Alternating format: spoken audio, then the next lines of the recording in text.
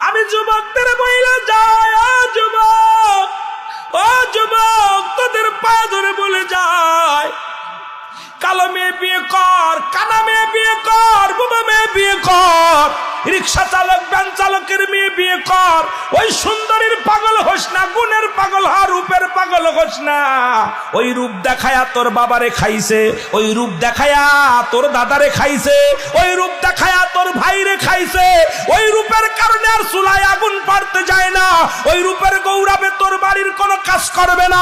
ওই রূপের গৌরবে তোর সংসারে কোনো কাজ করবে না। ওই রূপের গৌরবে দুনিয়ার মধ্যে জিনাবা বিচার করবে। ওই রূপের গৌরবে তোরে খেয়ে ফেলবে। ওই রূপ বন্ধ করে গুণ আলামে বিয়ে কর, দুনিয়াতে শান্তি পাবি। জোরে জোরে চিল্লায় বলেন ঠিক কিনা?